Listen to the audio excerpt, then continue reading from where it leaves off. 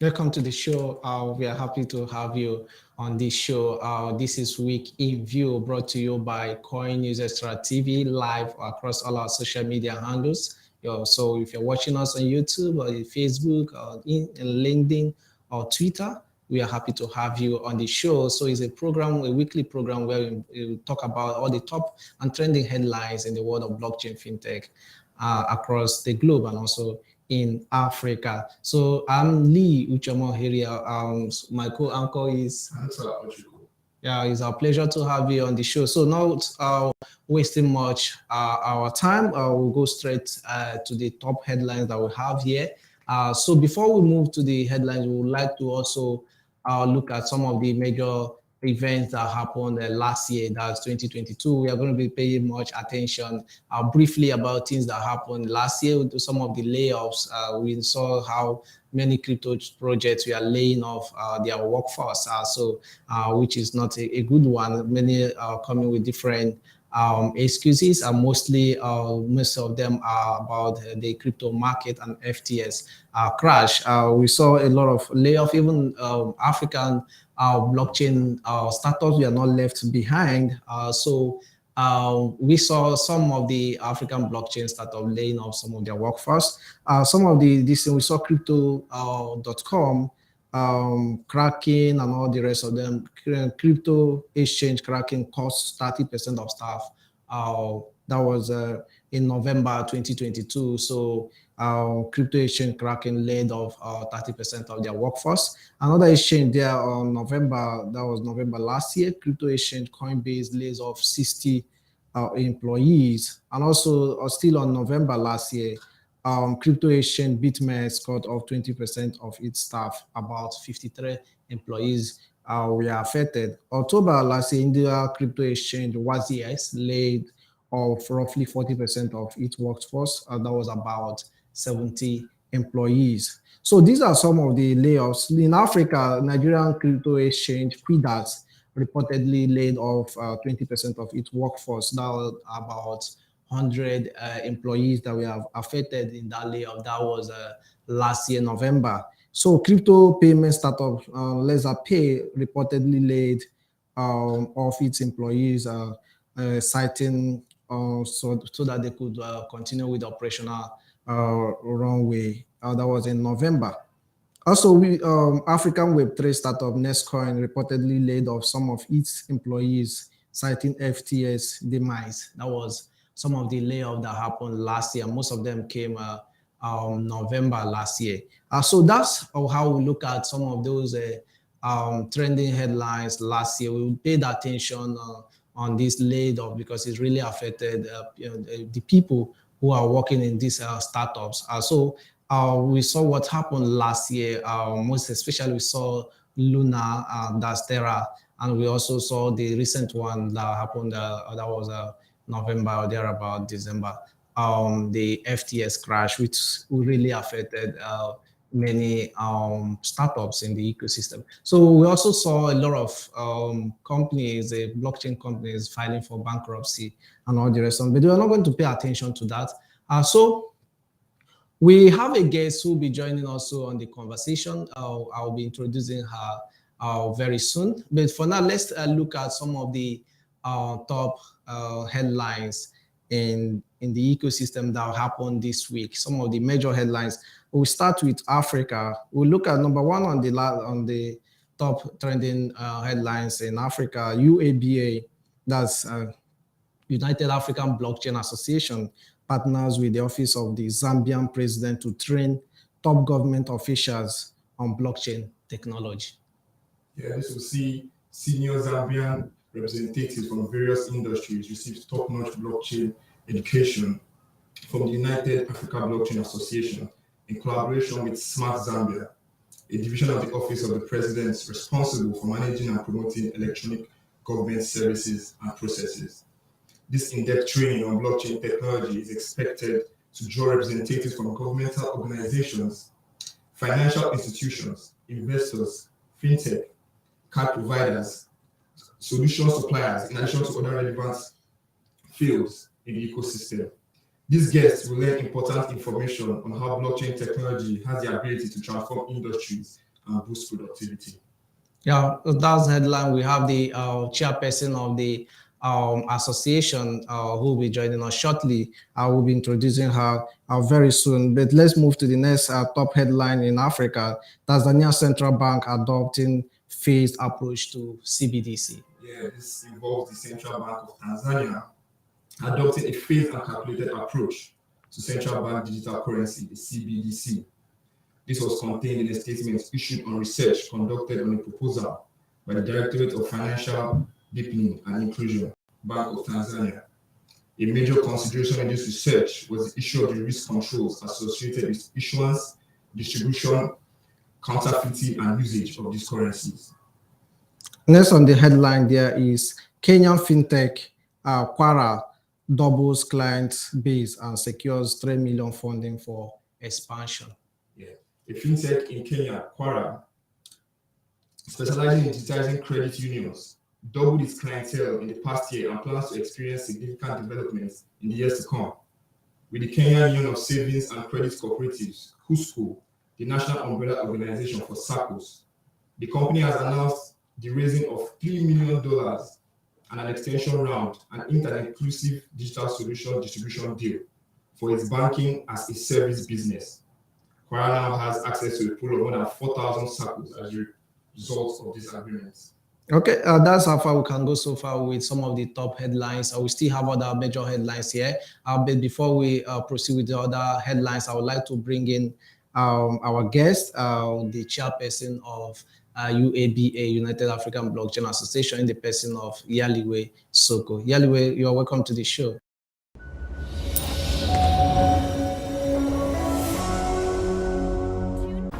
Welcome to Tech Worlds. We can see how investment can be. Okay, hi Lee, and thank you for having me. Yeah. Oh, you're welcome to the show. We saw the massive achievement there, partnering. You know, one of the challenges we are facing is being able to train government officials. We know they are the people that are going to make some of these decisions that will also affect the ecosystem. So how was it with the achievement, the partnership? Okay, so like you said, it's not an easy process. I think with government, you have to be very patient, but also you have to have an approach that is not like an impulsive approach to say we're imposing blockchain on the government, but to showcase the usability, and also not only the usability, but to showcase the benefits of the technology to the country for a lot of things, right?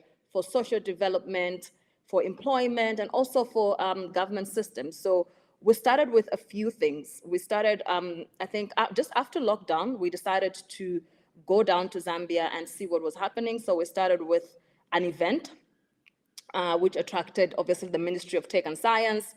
And we trained now the Ministry of Tech and Science with some other agencies. From that training, we ran a pilot project. And from the pilot project, we actually had a summit held in Zambia, and it's from the summit that this training was actually birthed. So you can see it's been a process from the beginning of the year up until now. So we have to be very patient when it comes to government. And one thing we have learned is that it's not that they're unwilling. Government does not have the right information. So we have to sensitize them in order for them to come to the party.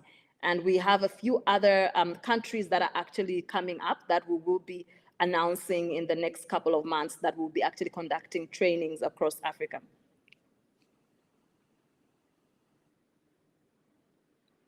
UABA have the women wing, and also is he part of the training, the partnership to also train women who are in government as well? Absolutely. So the training is not only men, though we are not going to be the ones selecting the participants.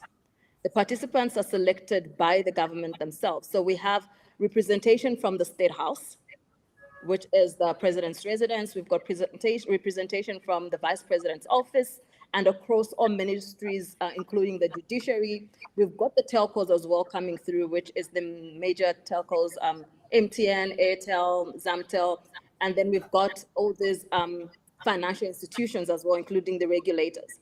So it's across board.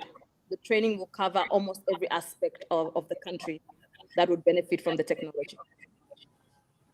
Interesting. I just want to understand this partnership. What do you intend to achieve with this partnership with the presidency?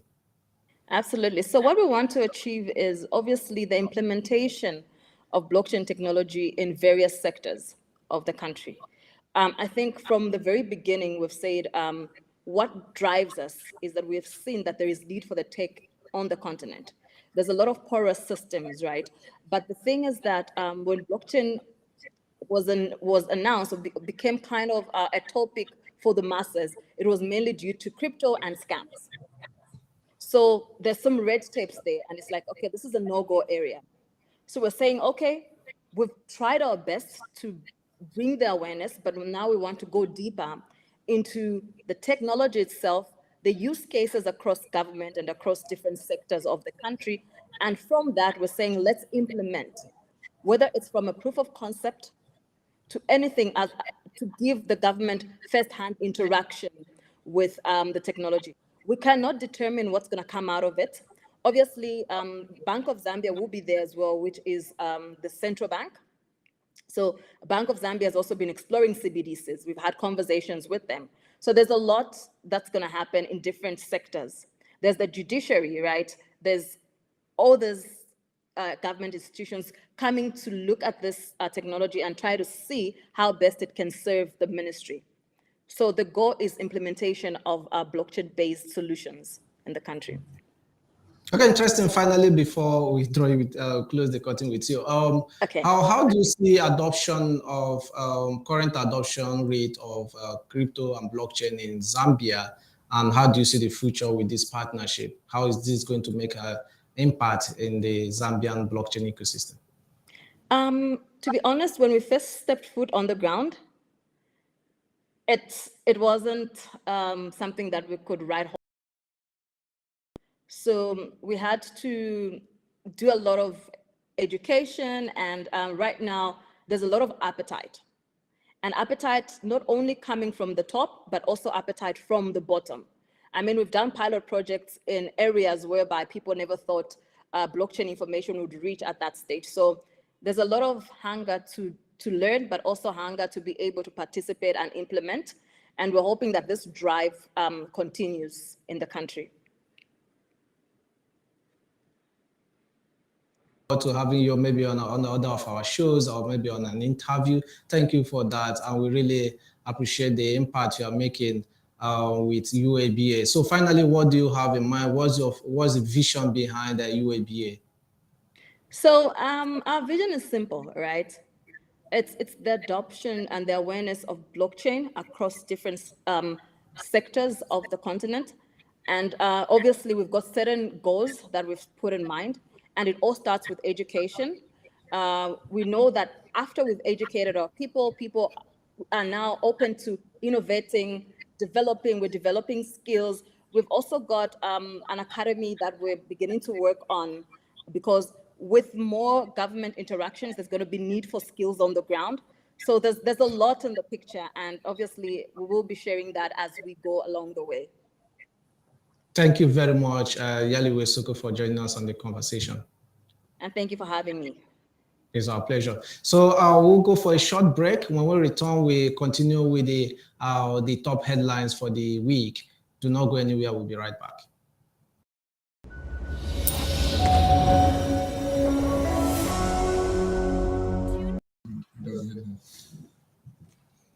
Welcome back to the show. It's still weekly headlines, week in view from your darling station, CoinNewsExtraTV. So it's a program where we talk about the top trending headlines and the world of blockchain and fintech, not only in Africa, around the globe. So we'll continue with the conversation. We are earlier on having a conversation with the president, the chairperson of the UABA, United African Blockchain Association, where she explained briefly about the partnership they had with the Zambian presidency. So we continue with the headline here. So we're next on the headline, still in African top headlines here. Carifest raises 27 million to drive service growth. Yeah, so South Africa's Carry First, an Africa-focused mobile publishing platform, has announced the raising of 27 million in a pre-series B round. It is the sixth funding round for the startup, has led in its inception since 2018, bringing the total funding to $57 million. Interesting. Next headline is Nigeria's Apex Bank, the Central Bank of Nigeria, launches its own credit card. Yeah, the Apex Bank of Nigeria, CBN, introduced a national domestic card scheme to facilitate financial inclusion and grow Nigeria's payment system, which would take effect from January 16. So we look at the global headlines. We have few global headlines that are topping this week. Do well to share this live broadcast if you are joining us in any social media on LinkedIn, YouTube, Twitter, or Facebook. Do well to share it so that it can get to more people. You know, information is vital in the world of blockchain and crypto. So we move to the top headlines around the globe. Number one there is 3AC founders Zhu and Davis pitched to raise $25 million for new crypto exchange. Yeah. Zhu and Kyle Davis, co-founders of 3AC, are attempting to fund $25 million in order to launch GTX, a brand new cryptocurrency exchange. Yeah, next on the headline, Binance burns about $620 million worth of BNB. Yes, Binance recently tweeted that they had burnt a total of 22 BNB, which is equivalent to $620 million worth. Okay, so that's how far we can go on the show. So we have some amazing headlines that we are reading out for you. Everything is going to be amazing. We see where a lot of things that are happening system. So we have amazing top headlines that we're covering everything. So do well to hook up with us if you want to stay informed about things that are happening in the ecosystem. So we also have some African top headlines. We have the president of the NIDA, the president of NIDA bags a Forbes award. So we have a clip about that particular award, just a short clip. CEO of the Year 2022. Forbes Best of Africa Outstanding Corporate Governance CEO, which we give to Mr. Kashifu Abdullahi, Director General CEO, NITJE, Abuja. I'm truly humble and grateful to be recognized as Forbes Outstanding Corporate Governance CEO. At NIDA, we have worked tirelessly to ensure that we adhere to the highest standards